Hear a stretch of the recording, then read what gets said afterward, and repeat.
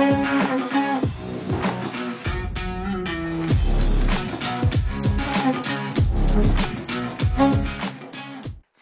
čia laida Agro ambasadoriai ir šį kartą pažangiausių Lietuvos ūkininkų paieškos mus atvedė į Švenčionių rajoną pas Kazimierą Žeimą, kuris patraukė mūsų dėmesį tuo, kad augina retesnius augalus, taip pat taiko originalų sėjos būdą ir pasižymi savitą ūkininkavimo filosofiją. Apie viską netrukus išgirsime iš jo paties lūpų, bet pirmiau pasidomėkime šio krašto žemės ūkio ypatumais, o juos geriausiai išmano vietos konsultantė, agronomė Šarūnė Garlienė.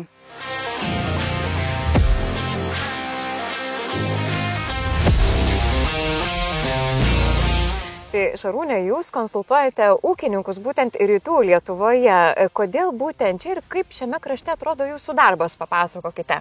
Šis kraštas ypatingas tuo, kad yra labai skirtingi dirvožemiai ir labai skirtingos situacijos. Tarkime, Vilniaus, Švenčionių ir Molėtų regionuose vyrauja lengvesni priesmėlio dirvožemiai. Ignalinos regione jau sunkesni priemolio dirvožemiai. Vilniaus ir Švenčionių krašte lygus reljefas, o štai Ignalinos ir Molėtų rajonuose kalvotas reljefas. Tai vien tos dvi aplinkybės jau nulėmė skirtingus sprendimus, kaip reikėtų dirbti efektyviau vienuose ar kituose laukuose. Darbas su ūkininkais įdomus tuo, kad tai yra nuolatinis kaip ir kūrybos procesas. Susitikę su ūkininkais visuomet vertinama situacija čia ir dabar laukuose. Ieškome sprendimų, kaip vieną ar kitą problemą lauke išspręsti. Kalbamės apie tai, kokie yra ūkininkų lūkesčiai, kokį derlių jie tikisi užauginti. Na, o tada modeliuoji, kombinuoji iš lūkesčių, iš galimybių ir iš to, ką gamta mums leidžia ar neleidžia sukurti čia ir dabar. Tai Šarūnė, šiandien mes atvykome į Švenčionių rajoną pas Kazimierą. Kodėl būtent pas jį kaip agroambasadorių? Kokią žinią, kokią patirtį jisai neša ir galbūt įkvėpimo kitiems ūkininkams? Na, Kazimieras yra apskritai labai pozityvus žmogus, norintis nuolatos tobulėti ir pasiekti vis geresnių ir geresnių rezultatų. Jisai visuomet pirmasis taiko naujausias auginimo technologijas, jisai išmėgina naujų kultūrų auginimą savo ūkyje. Tai visos tos patirtis, ieškojimai, atradimai, manau, gali būti naudingi ir įdomus kitiems ūkininkams, kurie greta dirba panašų darbą kaip jis.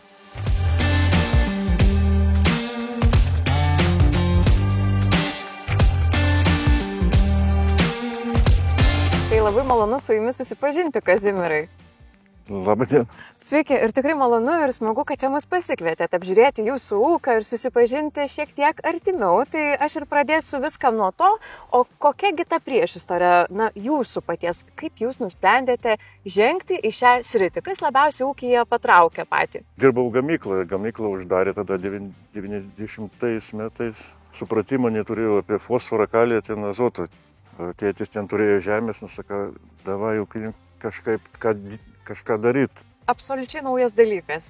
Iš kur tų žinių atsirado, iš kur fotografina pradėjote susipažinti, na kaip susipažinote su ūkiu? Aš pastoviai galvojau, kad neapsimoka tą žemę dirbti, bet tėvas nusakė, kaip taip neapsimoka, pagamins savo maistų.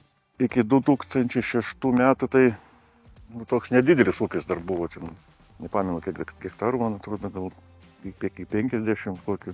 Dar ratinis traktorius pirmas 2006 nupirkom, paėmėm kreditą pirmą, tada ir prasidėjo. Jau buvo įsipareigojimai atsirado tada, ne? Procesas išsisuko.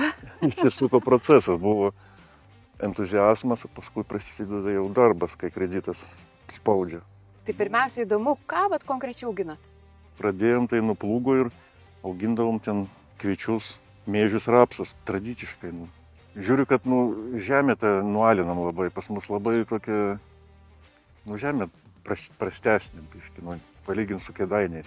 pavyzdžiui, arba ten... Vidurio Lietuvoje, taigi kaip sako, ar ne, kad tikrai labai puiki ta žemė. Mes pradėjome taikinti intensyvi technologija, mėžiai rapsai, kviečiai, nu ir viskas, nualinam tą žemę labai. Tai buvo labai svarbu atsigręžti į agronomijos pagrindus, tai pigiausias būdas turėti gerą derlių, tai turėti tinkamą sėjomainą. Čia per žiemą sėdėjau prie YouTube, tai dabar YouTube visko ten yra. Labai daug ūkininkų tą tiesioginę sėją, ir pardavė visus agregatus savo, nupirkau tą tiesioginę sėjos sėjimąją, ir pradėjom, bet pradėjau biškinę iš to galo, reikėjo iškart tyrimus žemės padaryti ir tada pradėti. Ir kuriame etape atsirado, vis tik tai jūsų vietinė konsultantė ir Šarūnė, kur jau prisireikė jos pagalbos, ar pamenate, kada tai buvo? Tai agronomė konsultantė Rytų Lietuvoje pradėjau dirbti prieš 9 metus. Nuo paties starto, pirmų mano darbo metų ir susipažinome su Kazimieru. Aš kažkiek tai dalinausi tą agrokoncerno komandos sukaupta daugiametę patirtimi, nes iš tikrųjų agrokoncerne dirba labai kompetitingas kolektyvas, turi daug per 30 ir daugiau metų patirties praktinės. Štai ir šiai dienai turi jau ir mokslo inovacijų tyrimų centrą. Ir Kazimieras yra iš tų žmonių, kuris remiasi skaičiais, remiasi tyrimų rezultatais ir bando tai savo ūkyje išmėginti, patikėti, realizuoti ir kai gaunasi, tada linksma jam ir man. Paprastai, žinokit, bendraujant su ūkininkais, tai yra atvirkštinis procesas. Ūkininkai dažniau linkę sėti didesnę sėjos normą, o mes, konsultantai, dažniausiai siūloma sėti mažesnę. Ne? Su Kazimieru visiškai priešingai. Aš jam siūlau sėti šiek tiek mažesnę sėjos normą, o jis dar mažesnę. Pagal mokslo tyrimus, rezultatus yra pasakyta, kad didžiausią derlių galima pasiekti, kada pasėlio tankumas siekia 6 milijonus. Na, o sėjos norma tai dažniausiai yra varijuojama priklausomai nuo ankstyvos, vidutinės ar vėlyvos sėjos. Rekomendacijos yra nuo 3–3,5 milijonų iki 4–4,5 milijono žieminiuose kviečiuose. Tai štai Kazimieras visus standartus braukia ir jisai sako, reikia sėti 2,2 milijono sėjos normą į hektarą. Ir štai mes šitame lauke stovime, kuriame taip pat išsėta 2 milijonų į hektarą sėjos normą. Kazimierai, aš girdėjau, kad jūs iš tiesų išsiskiriate iš kitų taip pat ūkininkų tuo, kad ir čia auginate tokius kiek rečiau auginamus augalus. Ar galite apie juos mums papasakoti? Retesnius pradėjome auginti, kaip retesnius. Pradėjom tą tiesioginę sėją, tai reikia, kad būtų sėjomaina sutvarkyta, kad nebūtų kviečių po kviečių, tai čia negalima. Kas buvo rapsas, žirniai, pupos, su pupom žirniai reikia dirbti daug, ten tai kenkėjai, tai lygos, tai dabar auginam vykius, žieminius vykius ir vasarinius, tai kartais, daugiau žieminių dabar. Vykiai, kuo jie pasižymina? Iš tiesų įdomu dėl to, kad esame bent jau su laida Agro ambasadoriai pirmame ūkyje, kur girdžiu aš pati asmeniškai tokį pavadinimą. Nieks nevalgo tų vykių, gera kaina, aš sėklų auginu. Ta firma veža, kiek žinau, ten Bulgarija, Vengrija ten daugiau sėjo. Pas mus kažkaip nelabai populiari dar. Pirmiausia, tikriausiai reikėtų paminėti, kad vykiai tai yra ankštiniai augalai, kurie kurių šaknyse gyvenančios bakterijos kaupia azotą ir atpalaiduoja į dirvą. Tai yra natūralus azoto šaltinis. Puikus priešsėlis tiek javam, tiek rapsam, tarkim, kryžmažiedžiam augalams. Ar yra dar kažkokių tokių, kurie įsiskiria pas jūs ūkyje iš kitų ūkių? Šiemet jau pasėjom barkūnas ir facelė. Mišinis. Ne mišinis, eilutėm. Tai facelė šiemet žydės, bus derlius, barkūnas kitam sezonui jau. Barkūnas tas augalas, kuris nautilę naudoja daug ką. Ukrainoje, pavyzdžiui, tai gamtinis plūgas, jo šaknų sistema pramuša tą padą. Pravalo tokia, ne? Kaip ir galima sakyti. Supurena žemę. Kaip ir dirvos aeracijos vaidmenį dar atlieka. Ir facelė, ir barkūnas, tai dar dėl tų šliužų dabar negaliu auginti rapsą, man jau reikia chemijos daug naudoto, rezultato kažkaip nėra. Nu, tai šiemet nėra rapsų, tai yra ramu labai. Ir džiaugiatės, ar ne? Taip. Ir nežinau, kada jis atsiras dabar. Nu. Paradoksalu, bet suprantama iš dalies, aišku. Ne, nu kažkada pradėjom šitą rapsą, tai vasarinis rapsas buvo tokia veislė Mirta. Iš hektarų 5 tonas kūrėm. Tai rezultatas, kurio pasiekti neišeina kiekvienam toli gražu, ypač vasarinėme rapse. Taip, nu, bet tada nebuvo to rapso aplink čia niekur. Pradėjom tą žemę, paskui vėl rapsas ateina per porą metų ir viskas, todėl ir nėra jų. Tai vat dar kartelį tik tai patvirtinate mano prieš tai išsakytą teiginį, kad sėjomaina, teisinga sėjomaina yra pirmas žingsnis į gerą derlių.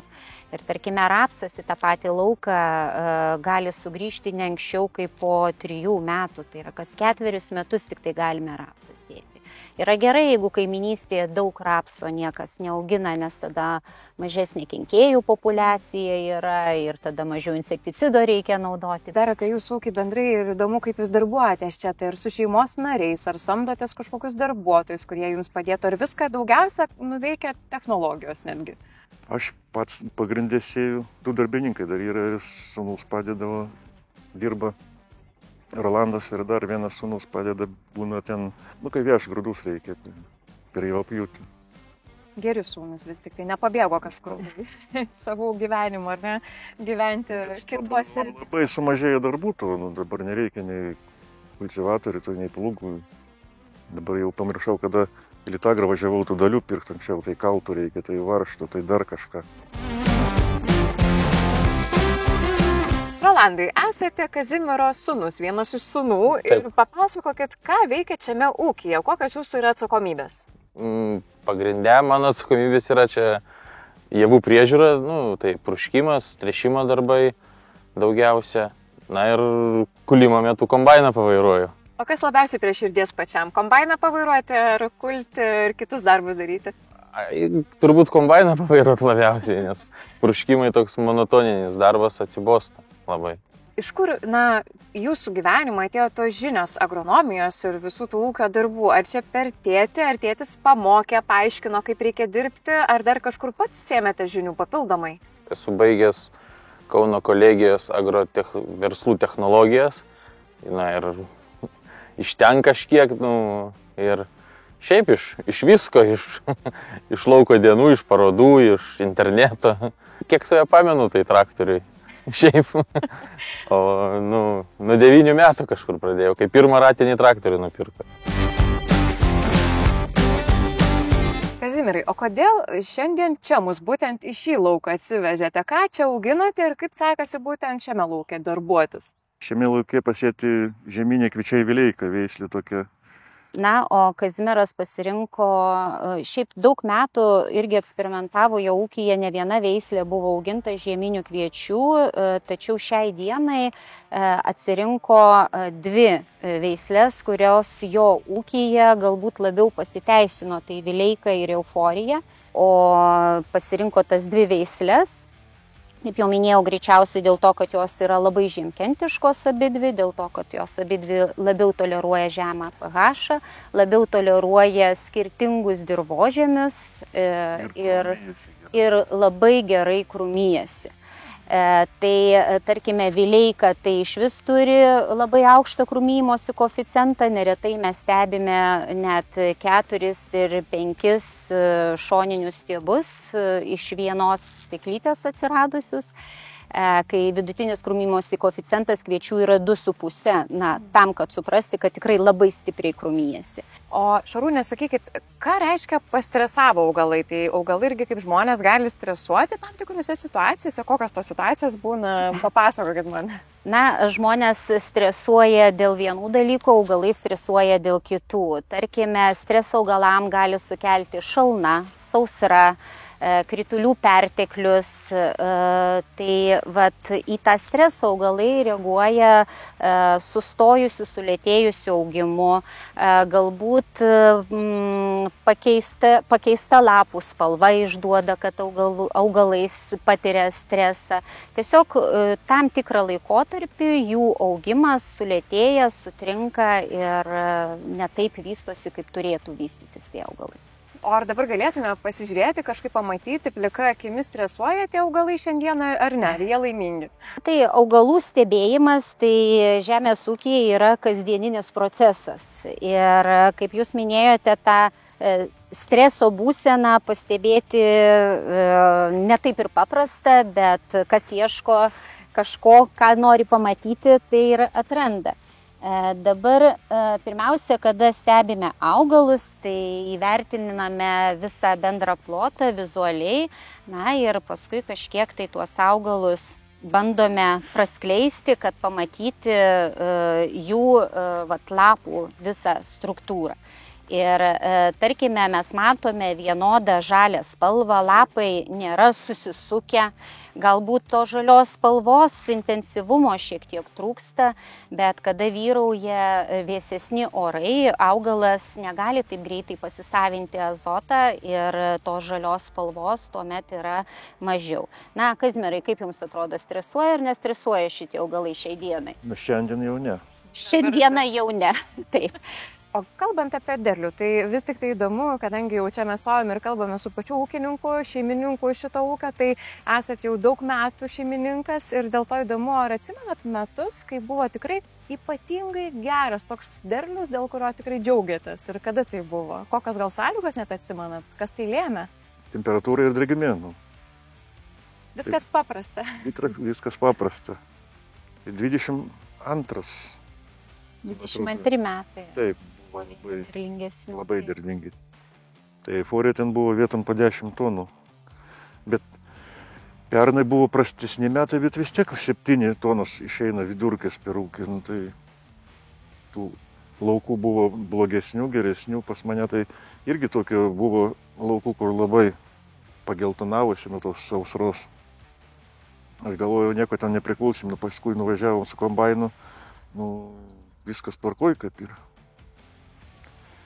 Tai iš tikrųjų įvardinti jūsų skaičiai, pasiekti tonažai liudija, kad ir rytų Lietuvoje galima užauginti tikrai gerą derlių, nes stereotipai, mitai sklando, kad rytų Lietuva tai yra tikrai nederlingas kraštas. Tur padarytos pas mane jau tyrimus, tręšim tik pagal žemėlapį, kiek reikia, ne taip kaip anksčiau, ten bėlėka. Viską suskaičiuojate vis tik tai čia irgi. Taip, ir dabar labai sumažėjo tų trąšų panaudojimus kaip pagal žemėlapius. Tręšim. Susėjau, kai važiuojam, jau sėjam, tai tik startui ten minimaliai duodam. Na ir dabar jau kalbėkime apie ateitį, pasvajokime, vis tik svajoti yra malonu kartais, ar ne? Tai ką planuojate ateičiai? Ar plėsite savo ūkį, ar kitų kažkokių planų vis tik tai turite jam? Planai susitvarkyti žemės tyrimui iki galo, kalkinimui, kažkaip padaryti taip, kad nieko nedaryti. O kalbant apie plėtimąsi, pavyzdžiui, mėgsta ūkininkai tokie vis daugiau ir daugiau nori čia tų žemę ar nesusipirkti, įsinuomoti, ar į tai nesiorientuojate? Aš kažkaip dabar jau ne, todėl kad sūnus tai dar nori, bet daugiau, bet su šito reikia susitvarkyti taip, kad būtų ta didžiausia nauda, ir man atrodo užtenktų.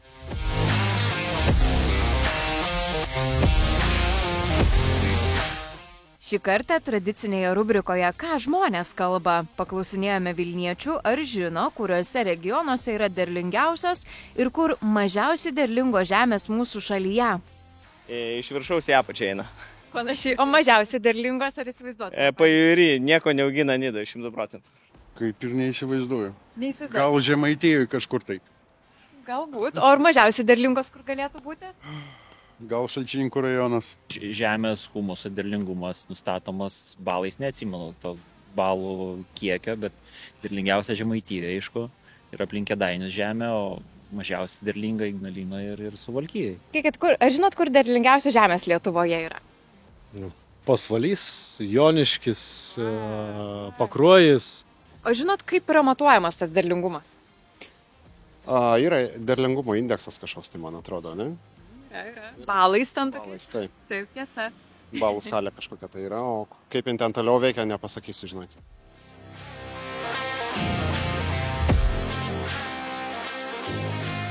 Kaip patys matėte, Kazimieras yra puikus pavyzdys, kaip su didelė meilė, noru ir entuziazmu visada mokytis galima pasiekti tikrai įspūdingų rezultatų. Ir net tokiose žemėse, į kurias kai kurie visiškai numotų ranką. Tai jo pavyzdys mus visus, manau, įkvepia, o įsikvėpę keliaujame toliau ieškoti kitų istorijų ir kitų agroambasadorių. Dėkoju visiems žiūrėjusiems, susitikime lygiai po 2 savaičių. Iki.